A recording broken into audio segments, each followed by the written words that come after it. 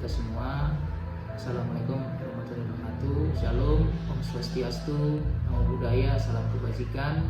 Kenalkan, nama saya Raimundus, salah satu dosen di Prodi Perikanan Tangkap FLM Unhan. Adapun tujuan pembuatan video ini sebagai salah satu bentuk penyataan diri dosen dalam unjuk kerja tidak perguruan tinggi atau yang lebih dikenal dengan istilah PDD UKT-PT pada bidang pengajaran sertifikasi dosen tahun 2026.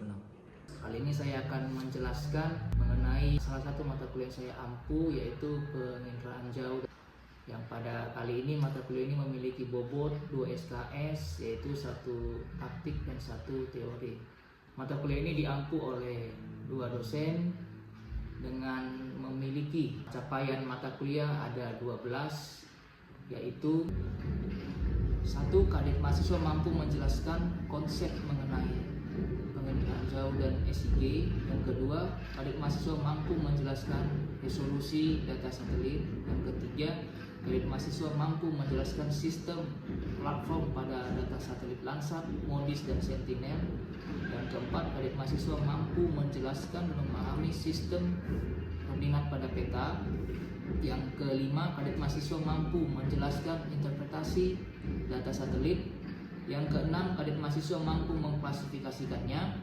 Yang ketujuh, kadit mahasiswa mampu mengenali dan menggunakan alat bantu software SIG, yaitu QGIS dan ArcGIS.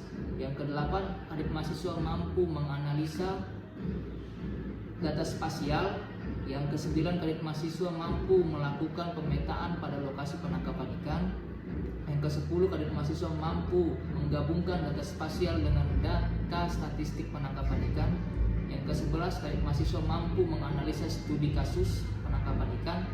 Yang ke-12, kadit mahasiswa mampu membuat peta zonasi potensi penangkapan ikan yang mengacu kepada data spasial. Kemudian adapun topik-topik setiap minggunya, yaitu konsep pemahaman mengenai penginderaan jauh dan SIG. Yang kedua yaitu resolusi data satelit. Yang ketiga yaitu sistem platform pada satelit Aquamodis, Sentinel, dan Landsat. Yang keempat yaitu sistem koordinat peta. Yang kelima yaitu interpretasi data satelit. Yang keenam yaitu klasifikasi data satelit. Yang ketujuh yaitu pengenalan QGIS dan ArcGIS. Yang kedelapan yaitu UTS. Yang minggu ke-9 yaitu analisis spasial. Minggu ke-10 yaitu pemetaan lokasi penangkapan ikan. Minggu ke-11 yaitu penggabungan data spasial dengan data statistik penangkapan ikan. Minggu ke-12 yaitu studi kasus mengenai fenomena upwelling. Yang ke-13 yaitu zonasi potensi penangkapan ikan mengacu kepada data spasial. Yang minggu ke-14 yaitu penyusunan makalah hasil analisis spasial. Minggu ke-15 yaitu mengenai presentasi hasil makalah. Dan minggu ke-14 yaitu UAS. Adapun metode penilaian pada mata kuliah ini yaitu 10% aktivitas kuliah, 20% itu adalah tugas, 30% itu diambil nilai UTS, dan 40% diambil nilai UAS. Teknik pengajaran yang saya gunakan adalah menggunakan metode DIA, di mana DIA itu adalah Delivery, Interaction, and Assessment. Delivery itu adalah menyampaikan substansi topik perkuliahan kepada mahasiswa di kelas. Kemudian interaction itu adalah gaya komunikasi dosen dan mahasiswa di kelas. Dan kemudian ada assessment. Assessment itu dimana adalah penilaian terhadap mahasiswa saat kegiatan di kelas. Kemudian untuk pendekatan yang saya lakukan dalam melakukan penjelasan lisan kepada mahasiswa, kami menggunakan 3 metode, 3 pendekatan, yaitu DI atau Direct Instruction, kemudian ada CBL Case Based Learning, dan yang ketiga ada PBL Project Based Learning. Berikut saya tampilkan cuplikan video pengajaran dan suasana di dalam kelas pada mata kuliah yang saya ampu. Jurusan kembali, duduk, siap, gerak.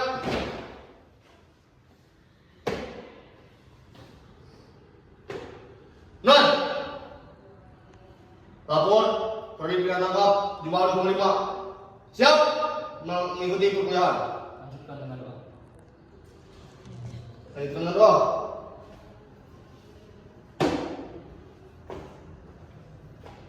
Mengawali perkuliahan. Tenang, doa.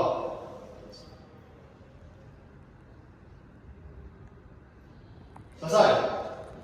Istirahat, debat, gerak. Siap.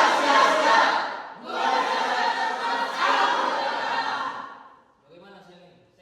Sehat kan? Ada yang sakit? Oke, baik. Kita lanjut ke topik kita yang ke-11, yaitu mengenai zona potensi penangkapan ikan dengan menggunakan data satelit. Ya.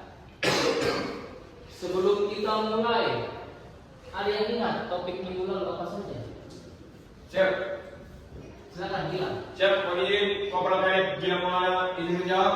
Pada pertemuan lalu kita membahas jenis-jenis satelit. Di antaranya ada satelit Akromodis dan satelit Sentinel. Siap, selesai. Oke, baik, makasih Gilang. Sangat baik. Ada lagi yang menambahkan? Akomodis itu bagaimana? Sentinel bagaimana? Ada yang mau coba? Siap. Bagaimana? Ini. Kita mohon izin, Kopral Kadet izin menjawab. Untuk yang akomodis lebih ke hidrologi, siklus air yang ada di bumi, sedangkan sentinel itu untuk membawa bumi di daratan. Oke, baik, makasih Dini. Siap. Oke, sebelum kita lanjut ke topik selanjutnya, pasti mengantuk. Jadi alangkah lebih baiknya kita nonton video dulu sedikit saja.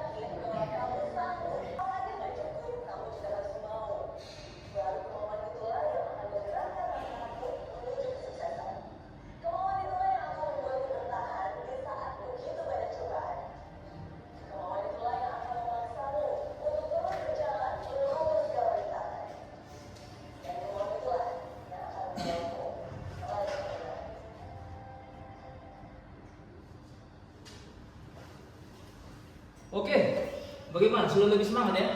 Siap. Oke, kita lanjut saja ke topik kita selanjutnya. Nah, ini sudah capaian kita nanti ini mengimplementasikan penggunaan jauh dan SIG dalam analisis spasial dalam penangkapan ikan. Kemudian subnya kita bisa membuat zona potensi penangkapan ikan mengacu ke data spasial. Ini isinya nanti kita ada apa itu zona potensi penangkapan ikan, data satelit apa saja yang kita gunakan nantinya, kemudian manfaat dan contoh peta zona potensi penangkapan ikan.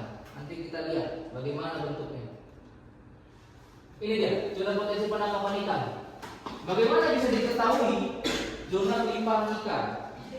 Ini yang ada fenomena suhu yang lebih dingin, suhu yang lebih minimum, kemudian tingginya kandungan atau planktonnya sebagai makanan ikan-ikan itu. Ini dinamakan dengan nama fenomena ya. Jadi identifikasinya bagaimana Pak kalau menggunakan data satelit? Ya begini. Kita menggunakan data satelit, kita lihat, oh suhunya lebih dingin. Kita kombinasikan kembali lagi dengan makanannya bagaimana? Inilah dijadikan fenomena upwelling namanya di sini. Sampai di sini jelas? Siap. Bagaimana, Okta? Izin Pak Kopral Kadet izin menjawab. Izin jadi peristiwa upwelling itu perairan dari dalam itu membawa suhu dingin yang kemudian naik ke permukaan sehingga pada permukaan yang hangat itu akan menjadi dingin dan kemudian yang hangat itu turun ke bawah untuk mengisi kekosongan. Saya selesai. Ya, baik, terima kasih. Oke, tepuk tangan dulu. Ya, saya tambahkan sedikit. Jadi angin ini membawa massa menjauhi laut. Setelah membawa massa itu kosong, otomatis ada kekosongan. Kekosongan inilah diisi oleh yang lebih dalam ini untuk mengisi kosongan ini, yang di mana yang pada lapisan dalam ini mengandung yang namanya nutrien. Dan itulah dia ada untuk makanan fitoplankton itu. Inilah mengisi itu. Mengapa bisa ada kekosongan itu? Ada gaya apa namanya? Ada yang tahu? Gaya apa? Kekosongan itu ada gaya ini. Ya. Jadi suhu permukaan laut, kemudian kandungan plankton adalah salah satu indikasi penting dalam potensi kelimpahan ikan. Ini pendapat Zainuddin. Kita lanjut. Nah, data yang kita gunakan nantinya itu data satelit Aquarium level 3. Nanti bisa diakses di laman website yang ini. Ya, nanti silakan buka akun dulu untuk kedua data ini. Kemudian nanti kita menggunakan yang namanya SIDAS pengolahannya. Setelah di SIDAS nanti kita ekspor dulu dalam bentuk pixel pastinya itu datanya. Kemudian kita olah lagi di Excel. Setelah di Excel kita olah, kita edit yang masih datanya kosong. Setelah kita masukkan ke disk. Sudah install semua ya? Sudah. Oke, nanti kita lanjut di sini. Kemudian apa manfaatnya? Kita lihat. Nah, di Jepang ini sudah menggunakan zona potensi penangkapan ikan juga dengan fenomena aquilling. Bisa kita lihat di sini yang sangat kuat ditunjukkan oleh yang ini. Kemudian kuning itu kuat defense. Apa manfaatnya? Bagi angkatan laut, ada yang tahu?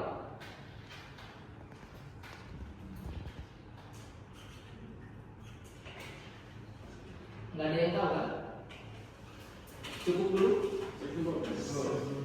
Ini contohnya begini. Ini saya coba kaji kaitkan dengan illegal fishing. Dengan apa? Saya coba minta data ke angkatan laut. Pak, saya minta data illegal fishing dulu. Kenapa saya menangkap di sini? Titiknya di mana saja? Setelah saya kombinasi, ya saya temukan kapal-kapal ini pada bulan 11, bulan 10 dan selanjutnya itu ada kapal di sini. Kenapa dia menangkap di sini? Oh, analisanya betul. Ada kekuatan aquilling di sini. Ada zona potensi penangkapan ikan di sini. Jadi bisa kita indikasikan memang wilayah Cina Selatan itu memang kaya akan ikan. Makanya banyak kapal Cina, kapal Vietnam, kapal Malaysia menangkap ikan di sini. Jadi itu betul nyata, gitu. Ini salah satu contohnya untuk zona penangkapan ikan. Kemudian apa lagi? Nah, ini contohnya juga ada kelimpahan di Pucuk Bone. Ya. Ini ada petanya juga, ada kelimpahan di sini. Ada yang bisa baca ini kan? Nilainya berapa? Coba ada yang bisa datanya nggak? Bisa baca ini nggak? Yang saya kasih kotak ini. Berapa nilainya ini? Estimasi aja.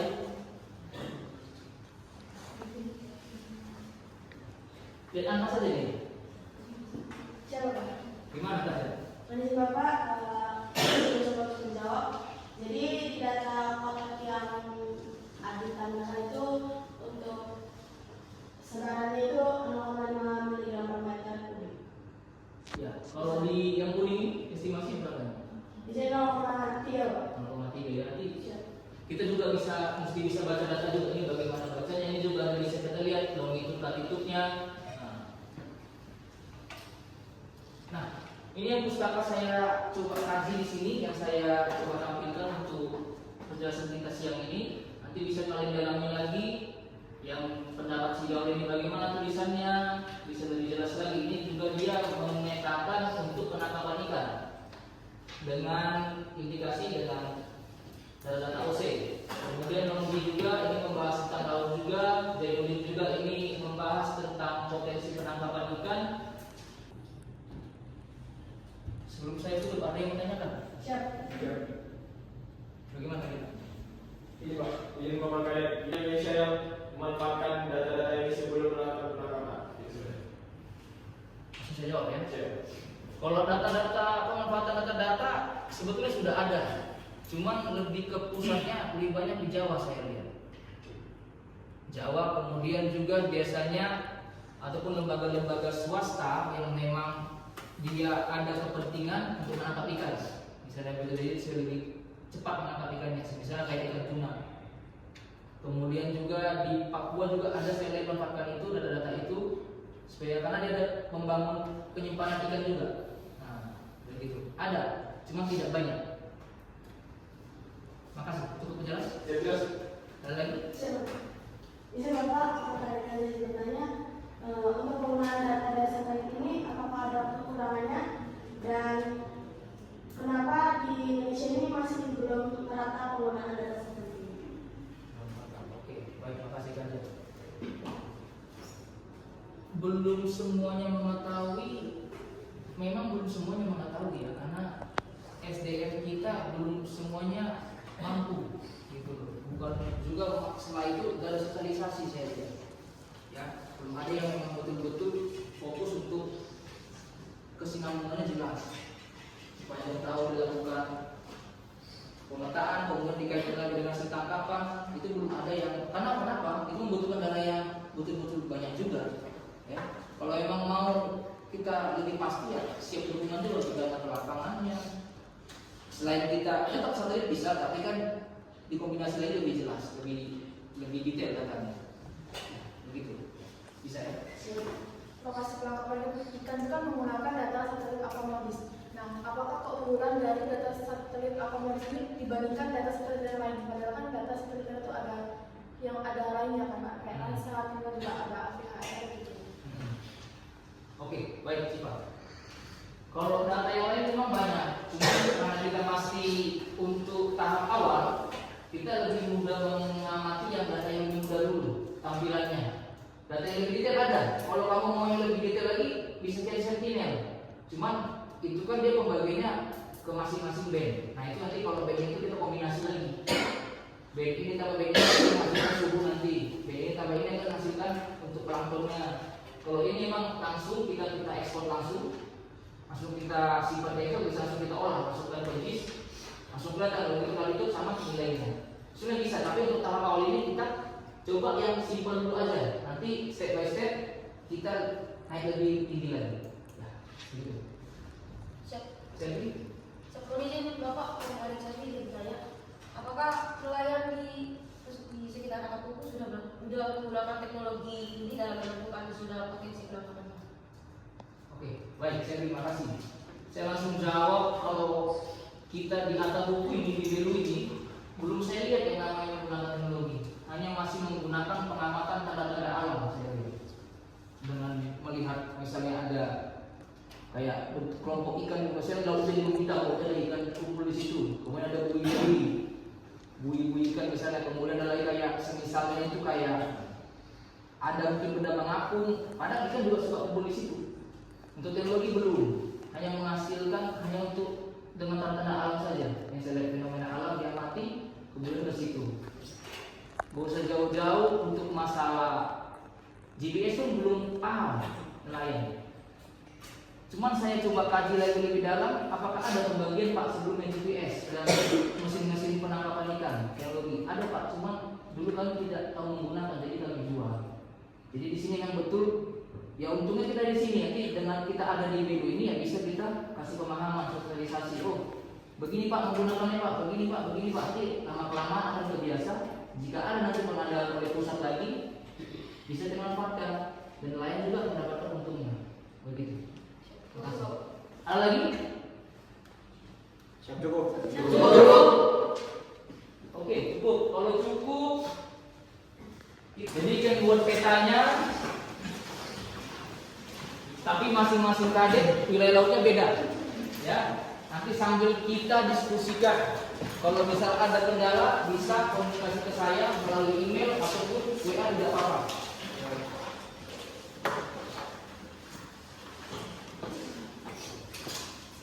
Oke, sudah? Belum.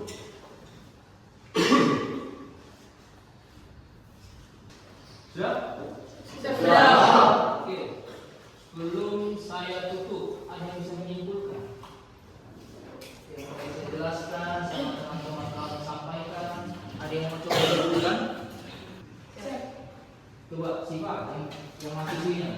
Izin Pak, izin beberapa suka izin jawab. Jadi kesimpulan dari materi ini itu dengan kita dengan mengetahui satelit ini tuh kita bisa mengetahui zona potensi kelaparan ikan, di mana kita juga saat itu bisa mengetahui hubungannya dengan illegal fishing. Kemudian juga kita bisa mengetahui bahwa suhu permukaan laut itu juga dapat mempengaruhi hasil tangkapan dari perikanan tersebut. Terima kasih. Ada tambahannya? Siap. Bilang, bilang. Siap. Menyimpulkan bahwa dari pembelajaran hari ini kita dapat belajar ada teknologi penginderaan jauh yang dapat mengamati faktor-faktor oceanografi pada laut sehingga kita dapat menentukan zona potensi wilayah penangkapan ikan. Ya, baik. Itu salah contoh kecil saja ya. Kita untuk menangkap ikan dengan alat tangkap, dia panjangnya mungkin kedalamannya segini. Kita nggak tahu kedalaman laut itu gimana. Ya, kita manfaatkan data satelit dari kedalamannya. Oh, cocok Pak di sini Pak, bisa di sini. Itu contoh lainnya. Masih banyak yang lain. Jadi sebelum kita ke lapangan, alangkah lebih baiknya kita mengetahui dulu lokasi kita gimana, supaya ada pendukung yang lain. Oke, begitu saja yang bisa saya sampaikan. Untuk kuliah kali ini kita cukupkan. Silakan ditutup dengan doa. Duduk. Siap. Gerak. Perkuliahan telah dilaksanakan. Laporan selesai. Terima kasih. Lanjutkan. Lanjutkan. Done.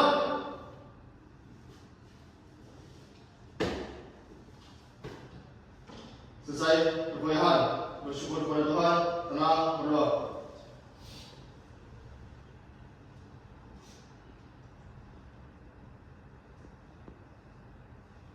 Sudah selesai. Istirahat. Tempat. Gerak. Demikian penjelasan dan tayangan video yang dapat saya buat. Saya mohon maaf jika ada salah kata dalam penyampaian. Terima kasih. Assalamualaikum warahmatullahi wabarakatuh. Shalom, Om Swastiastu, Namo Buddhaya, salam kebajikan.